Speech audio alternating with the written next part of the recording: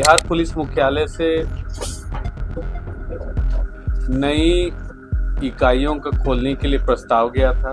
Nexus को uncover करना और स्रोत एंड टू एंड जो बेचने वाले हैं और जो सप्लायर हैं, साथ साथ इनका आर्थिक इनको तबाह कर मुख्यालय लेवल से होगा।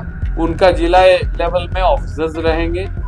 जिला में already anti prohibition task force है, उसी को सप्लीमेंट कर। तो मैन पावर, कोई इकाई खड़ा होने के लिए उस स्पेशलाइजेशन के लिए मैन पावर भी चाहिए, तो हम क्रिएट कर रहे हैं ऑलरेडी। और बाकी तो सरकार में संकल्प जाएगा, कुछ भवन वन की अभाव होगी, पोस्टिंग हो जाएगी, हमको लगता है शीघ्र ही। जैसे ही कैबिनेट में नोट जाता है, पास हो जाता है, हम लोग कार्रवाई शुरू करते हैं। नमस्कार, आप देखना शुरू कर चुके हैं लाइव सिटीज को। मेरा नाम अभिषेक है। बिहार के इन अपराधियों को, इन सप्लायर्स को तबाह कर दिया जाएगा। दरअसल ये बातें बिहार पुलिस की ओर से मुख्यालय में प्रेस वार्ता करते हुए एडीजी मुख्यालय कुंदन कृष्णन ने साफ साफ कही है, तबाह कर देंगे। तो वो तबाह करने की तैयारी है, क्योंकि बिहार पुलिस में नशे और साइबर अपराध के खिलाफ 2 यूनिट को मंजूरी दी गई है। आपको बता दें कि नशे को लेकर और साइबर अपराध को लेकर ये यूनिट को मंजूरी दे दी गई है। जल्द कैबिनेट में प्रस्ताव आएगा, उसके बाद ये यूनिट बनाई जाएगी। इसमें एडीजी कम आईजी रैंक के अधिकारी रहेंगे और एक एसपी ऑपरेशन होगा और एसपी सिक्योरिटी भी होंगे। इसमें तमाम लोग होंगे और इनका काम रहेगा नशे की जो सप्लायर है और उसके अलावा बेचने वाले हैं, उन सभी की चैन को तोड़ना। क्योंकि उत्तर प्रदेश से कनेक्शन सामने आया है, झारखंड से कनेक्शन सामने आया है, म्यांमार से कनेक्शन सामने आया है। इतना ही नहीं, तालिबान का भी कुछ कनेक्शन सामने आ रहा है। साथ ही साथ आपको बता दें कि नेपाल से भी कनेक्शन है और मोतिहारी में बड़ी कार्रवाई की गई थी। 7 लोगों को गिरफ्तार किया गया था। इस पूरे मामले को लेकर डीजीपी को लगातार शिकायतें भी मिल रही थी आम जनता से, जिसके बाद अब पुलिस मुख्यालय ने बड़ा फैसला लिया है और आर्थिक रूप से तबाह करने की तैयारी है। तो क्या कुछ कह रहे हैं कुंदन कृष्णन, पहले आप वो सुन लीजिए। बिहार पुलिस मुख्यालय से नई इकाइयों को खोलने के लिए प्रस्ताव गया था, जिसमें माननीय गृह मंत्री जो हमारे मुख्यमंत्री हैं सहमति दी है। उस संबंध में आपको अवगत करवानी थी। 2 नई इकाई जिसकी गठन की सहमति मिल गई है, अब कैबिनेट में जाएगी पद क्रिएशन के लिए जहां भी जरूरत होगा। वो एक साइबर क्राइम कम साइबर सिक्योरिटी इकाई है। दूसरी है नशीली पदार्थ एवं प्रोहिबिशन की इकाई। अब तक जो एनडीपीएस एक्ट से संबंधित कांडों थे, वो इकोनॉमिक ऑफेंसेस विंग देख रहा था और प्रोहिबिशन को लागू करने के लिए सीआईडी के अंतर्गत ही एक इकाई थी। बट वर्तमान में जो समाज में बदलाव आई है, जो नवयुवक नशा की ओर कुछ बढ़ते हुए दिखे हैं, इसलिए हमने प्रस्ताव भेजी थी कि अलग से प्रोहिबिशन, अवैध शराब का खपत करने वाले के खिलाफ कार्रवाई एवं सभी नशीले पदार्थ, जिसमें दवाइयाँ भी होती हैं, फार्मास्यूटिकल कई दवाई भी ऐसी होती है जिसे प्रिस्क्रिप्शन ड्रग कहते हैं, वो आम तौर पर बाजार में बिक्री हो रही है और नवयुवक और अन्य लोग भी उसकी प्रयोग कर रहे हैं। तो इसके लिए रोकथाम के लिए बाकी राज्यों में भी हुआ है। एक नारकोटिक कंट्रोल ब्यूरो के अनुरूप स्टेट एंटी नारकोटिक कम प्रोहिबिशन इकाई की गठन की भी मंजूरी मिली। नारकोटिक के बारे में बताना चाहूँगा कि जो वर्तमानी परिप्रेक्ष्य है, डीजी साहब दिल्ली जनता दरबार करते हैं, लगातार शिकायत आ रही है कि नवयुवक काफ़ी ज़्यादा नशा की ओर जा रहे हैं। उसमें ग्लू स्निफिंग भी है, कुछ रेलवे लाइन किनारे देखेंगे, फिर थिनर, एक पेंट का थिनर का आता है केमिकल, उसका भी प्रयोग करते हैं। उसके अलावा कई दवाइयां हैं इंजेक्शन से ली जाती है, जो कि मेडिकल प्रिस्क्रिप्शन में है, उसका भी पाया जा गया है कि बिहार में कुछ खपत बढ़ी है। हम लोग ने समीक्षा किया। तो इस इकाई का नींव रखने के लिए हम लोग ये कोशिश किए हैं कि पहले इंटेलिजेंस कलेक्ट करें कि किस तरह का मादक पदार्थ, नशीले सामान बाजार में वितरित हैं। यह काम एसटीएफ द्वारा की गई है। जनवरी माह में एक स्पेशल इकाई कुछ 5 ही 6 ऑफिसर्स का हम लोग बनाए थे, जिनका काम था कि किस किस तरह की रासायनिक नशीली पदार्थ या गांजा, भांग, चरस तो हम लोग सब जानते हैं, और ओपियोइड्स क्या क्या बाजार में और कहाँ से आ रहा है। तो इसमें काफ़ी काम बढ़ा। फिर चौथे महीने से जब इंटेलिजेंस कलेक्ट होने लगी तो हमने अपने छापामारी भी शुरू की है। एसटीएफ पकड़ करके चेन ध्वस्त करना। तो जो हमारे इंटेलिजेंस से कलेक्शन हुआ है, ये मालूम हुआ कि पिछले 4-5 साल में ओपियोइड्स हुआ पॉपी से डिराइव्ड। पॉपी एक फूल होती है जिसके सैप से बनता है हेरोइन। हेरोइन ही रॉ फॉर्म में स्मैक बोलते हैं, ब्राउन शुगर बोलते हैं, और रिफाइंड में ओपियम हो जाता है। मॉर्फिन उस बीच में होती है। तो ये कहाँ से सप्लाई हो रही है, जो पुड़िया में या इंजेक्शन से लोग ले रहे हैं, इस पर काफ़ी अध्ययन किया गया और इंटेलिजेंस कलेक्ट की गई। तो मालूम हुआ कि नेपाल से भी आ रही है, नॉर्थ ईस्ट से भी आ रही है, यूपी से भी, साथ ही साथ झारखंड से लगा हुआ जो हमारा सीमा है, वहाँ भी काफ़ी मात्रा में पॉपी कल्टीवेशन हो रही है। कई वर्षों से लगातार एनसीबी की जो इकाई है, साथ में एसटीएफ, केंद्रीय बल, जिला बल, ओपीएम की खेती करने वालों पर कार्रवाई करते आए हैं, फसल काटते आए हैं। ज़्यादातर ये ओपीएम की जो खेती हो रही है हमारे यहाँ बिहार में जो है, अब कवाकोल में भी पाई गई है, परंतु गया ही, बॉर्डरिंग चतरा, पलामू में पाया गया। तो जो इंटेलिजेंस कलेक्ट हुआ, मालूम हुआ कि वहाँ से लोग लेके आते हैं, उसको पोस्ता बोलते हैं, हस्क। पोस्ता का चाय भी काफ़ी ट्रक, पंजाब से आने जाने वाला ट्रक ड्राइवर उसके चाय भी पीते हैं। साथ ही साथ उसको कट करके फूल से जो पेस्ट निकलता है, उससे हेरोइन मैन्युफैक्चर करते हैं।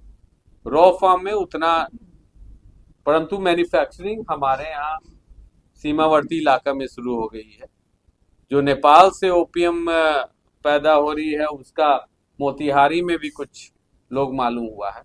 साथ ही साथ मणिपुर, जो कि काफ़ी बुरे स्थिति से गुजर रही थी, म्यांमार, वहाँ भी रॉ फॉर्म में लोग मंगा रहे हैं।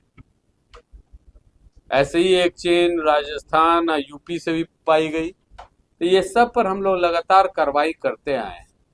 चौथे महीना से रेड छापेमारी शुरू हुई है और काफ़ी सफलता मिली। हम बताएं कि मतलब बड़े क्वांटिटीज में पूरा चेन के साथ, जैसे जो रिसीवर हैं उन पर हम कार्रवाई किए हैं, जो बड़े मात्रा में आधा किलो, 1 किलो, 2 किलो ले रहे हैं। फिर उनका डिस्ट्रीब्यूशन नेटवर्क भी हम देख रहे हैं, जो सब रिटेलर्स हैं जो पुड़िया बना के फिर पेडलर्स को देते हैं, उन पर भी कार्रवाई हम लोग ने प्रारंभ किया है। और इसमें जनता का सहयोग भी चाहिए, इसलिए आपके मार्फत 2 नंबर देने चाहते थे। जिनको शिकायत करनी है, यहाँ इस समस्या को देखते हुए पुलिस कंट्रोल रूम के दोनों नंबर हैं, वहाँ भी लोग इंटेलिजेंस दे सकते हैं, लिखवा सकते हैं। ये नंबर है, दोनों पटना का है, 0612, एक है 2294 रिपीट करूंगा, 2294 दूसरा है 2294 तो इन नंबर पर अगर किन्हीं को सूचना देना होगा तो जरूर बताएंगे। जो गैंग इन्वॉल्व हैं बड़े पैमाने पर, जो बड़े मात्रा में लाते हैं, वो काफ़ी सोफिस्टिकेटेड है। जो 2-3 बड़े छापामारी हम लोग का किया गया है, मोतिहारी में 2, नवादा थाना अंतर्गत आरा में, जैसे आरा वाले जो व्यक्ति थे वो यूपी से लाते थे, तो यूपी में गाजीपुर के आसपास उनकी मोबाइल बंद हो जाती। फिर मोबाइल कब आते थे, एस्कॉर्ट रखते थे, एक गाड़ी पकड़ा गया तो जो रिसीवर है वो भाग जाएगा। परंतु जब छापामारी हुई हम लोग सक्सेसफुल थे, मेन आदमी तो नहीं पकड़ाया हुआ है, परंतु उनके यहाँ से डायरी मिली जिसमें 12 रिटेलर जिनको ये बेचते थे उनकी भी नाम आ गई। वो मसौड़ी के थे, धनरुआ के थे, जहानाबाद के थे, पोटही के थे। वो उनसे 100-200 ग्राम मात्रा में लेके पुड़िया बना के डिस्ट्रीब्यूट करते थे। इसी प्रकार से मोतिहारी में जो लोग पकड़े गए, एक व्यक्ति तो ऑनलाइन कैश ट्रांसफर किया मणिपुर 6 लाख। वहां मैन्युफैक्चरर जो थे, एक डिस्टर्ब्ड एरिया था, वहां से जो लेके चले उनको पीछा करते करते फिर हम लोग रिसीवर तक पहुंचे और उनको भी पकड़े। इसी प्रकार मोतिहारी में नेपाल से भी जो आ रहा है उनको भी पकड़े। एक रेड बोध गया तक ले गया, वो पुराना एक नक्सली संगठन का मेंबर था, वो अब इसमें शामिल हो गया था और वो ओपीएम का प्रोडक्ट्स, पॉपी प्रोडक्ट्स मोतिहारी तक पहुंचाता था। तो अभी तो ये कार्य शुरू ही है, मैं आश्वासन देने चाहूंगा कि आगे भी बढ़ेगी। साथ ही साथ हम लोग प्रयास करेंगे कि जितना झुग्गी झोपड़ी गुमटी से इस तरह की सामान बेची जा रही है उन पर भी कार्रवाई शुरू करें, क्योंकि पाया जा रहा है कि शहरी क्षेत्र में बहुत लोग मतलब मेहनत कष्ट, जो रिक्शा टेम्पो चालक स्टूडेंट्स सब अफेक्टेड हो रहे हैं और इससे अपराध पैसा चाहिए तो चेन स्नैचिंग, मोबाइल स्नैचिंग, पैसा जनरेट करने के लिए, इस नशा को आगे बढ़ाने के लिए लोग क्राइम कर रहे हैं। तब हम एकदम संकल्प उठाए हैं कि इस पर हम लोग रोकथाम करेंगे। जिला पुलिस की भी जो कार्रवाई है, आज भी मुख्यालय का आदेश है कि जितना हॉटस्पॉट्स हर थाना शहरी क्षेत्र में जहां उनको सूचना है कि इस तरह से मादक पदार्थ बिकती है या गुमती से, वहां छापामारी करेंगे और पब्लिक से जो इंफॉर्मेशन आएगा उस पर भी कार्रवाई की है। इसको मुख्यालय स्तर से जब तक ये इकाई खड़ी नहीं हो जाती है इस पर फॉलोअप होगा। इसी के लिए आप लोग को बुलाए थे आज के लिए सर। इसलिए मैं एसटीएफ से शुरू किया क्योंकि इसमें एक्सपर्टीज चाहिए। फॉर एग्जांपल साइबर में तो ऑलरेडी लोग कर रहे हैं, तो साइबर सभी जिले में 40 जिला में साइबर डीएसपी पोस्टिंग हमने किया है और सबको जो टेक्निकल लाइन के हैं, इंजीनियर्स, उनको किया है। उनकी ट्रेनिंग और उनके सब इंस्पेक्टर की ट्रेनिंग विभिन्न जगह राज्य से बाहर भी किया जा रहा है। इसी नारकोटिक्स में ट्रेनिंग हम एसटीएफ से भी हुआ, यूयू से भी हुआ। तो मैन पावर, कोई इकाई खड़ा होने के लिए उस स्पेशलाइजेशन के लिए मैन पावर भी चाहिए, तो हम क्रिएट कर रहे हैं ऑलरेडी। और बाकी तो सरकार में संकल्प जाएगा, कुछ भवन वन की अभाव होगी, पोस्टिंग हो जाएगी, हमको लगता है शीघ्र ही। जैसे ही कैबिनेट में नोट जाता है, पास हो जाता है, हम लोग कार्रवाई शुरू करते हैं। सर ऑफिसर ओरिएंटेड होगा, दे विल बी, मतलब ये लोग गाइडलाइंस एंड फॉलोअप एक्शन करेंगे। जैसे साइबर इकाई में है, पहले भी आपको बताया है कि एक एसपी ऑपरेशन होंगे, एक एसपी सिक्योरिटी होंगे जो हैकिंग वैकिंग के संबंध में देखेंगे, हमारे जो अपना डाटा है उसको भी कैसे सिक्योर करें, सरकारी तंत्र, एक ट्रेनिंग देखेंगे। अब साइबर थाना तो खुल गए, उसमें डीएसपी की पोस्टिंग हो गई। सरकारी मापदंड के तहत इंस्पेक्टर से नीचे आईओ नहीं हो सकते हैं, तो उन वैसे इंस्पेक्टर्स का ट्रेनिंग। तो हमको एक सेंटर ऑफ एक्सीलेंस चाहिए राज्य के अंतर्गत, जो कि राज्य से बाहर से भी संपर्क में रहें और हैंड होल्डिंग करें, रास्ता दिखाएं अधीनस्थों को। क्योंकि आप देखें कि साइबर क्राइम काफी सोफिस्टिकेटेड होती जाती है, वो अपना मोडस ऑपरेंडी, जो कार्यशैली बदलते रहते हैं। उसी प्रकार स्मगलिंग नेटवर्क जितना है, वो शराब की स्मगलिंग नेटवर्क हो या मादक पदार्थ की, उसमें भी काफी इनोवेशंस आते रहती है, नए लिंकेजेस होते हैं। तो ये दोनों में सोफिस्टिकेशन लाने के लिए इकाई खोली जा रही है। और जो मुख्यालय में जैसे जो एडीजी कम आईजी रहेंगे साइबर, उनके अधीनस्थ रहेंगे, उनका मुख्य काम होगा महत्वपूर्ण केसेस, वो खुद नियंत्रण में रखेंगे और उसको फॉलो अप करेंगे। सभी केस, इतने ज्यादा केस रजिस्टर हो रहे हैं कि सभी का पूर्ण रूप से अनुसंधान भी करना बढ़िया से सरल टास्क नहीं है। परंतु जो डीएसपीज हैं, इंस्पेक्टर्स हैं, जो विभिन्न साइबर थाना में रहेंगे, उनका ट्रेनिंग दिलवाना इनका काम होगा। फिर एक लैब होगा इनके अधीन, साइबर लैब, जो मोबाइल लैपटॉप सीज होके आता है उसका भी तो एनालिसिस और डाटा निकालना, उसका विश्लेषण करना।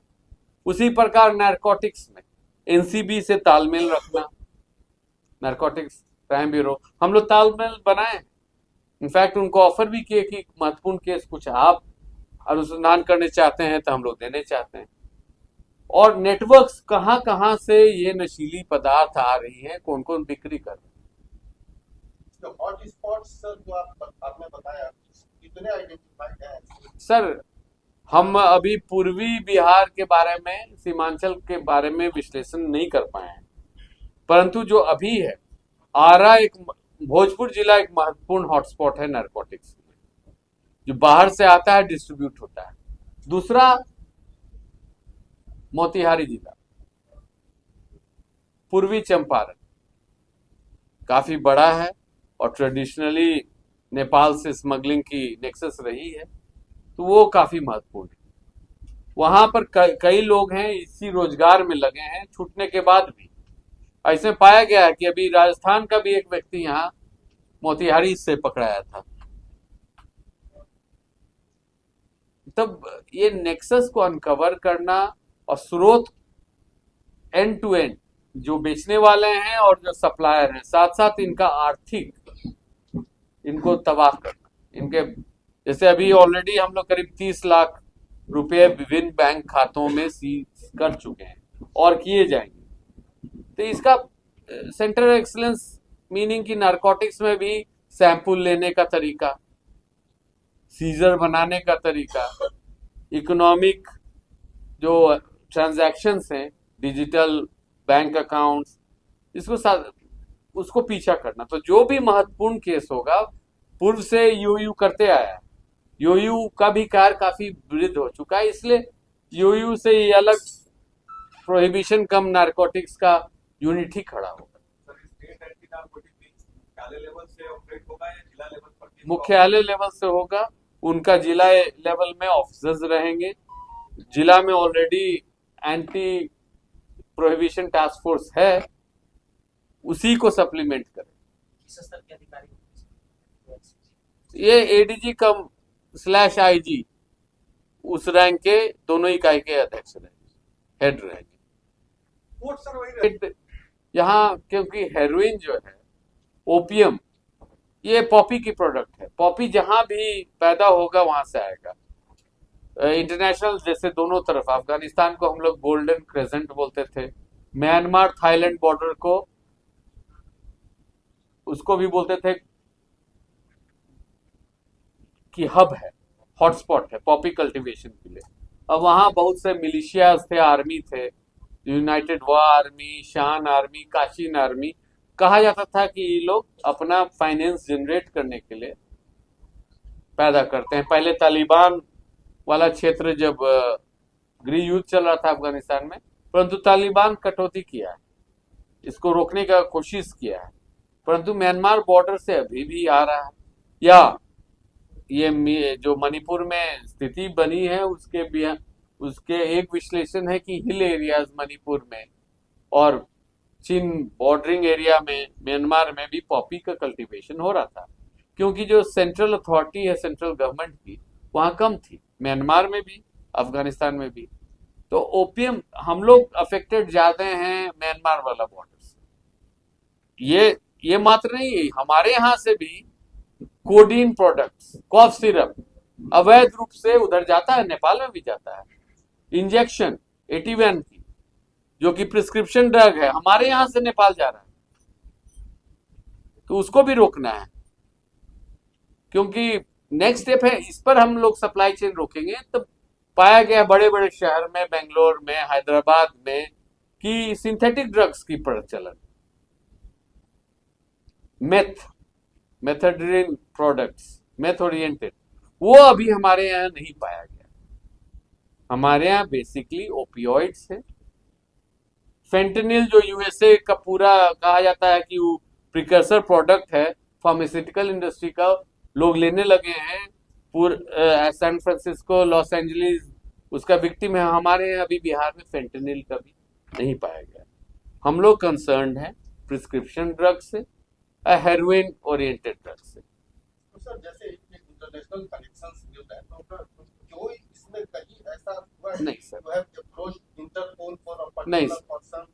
अभी तक Interpol नहीं, से कुछ connect- अभी तक नहीं। पंजाब वाली स्थिति नहीं हुई है, जो कि बाहर में बैठ के पंजाब में ड्रोन के मार्फत पाकिस्तान बॉर्डर से भेज रहे हैं। हमारे यहाँ वैसा नहीं।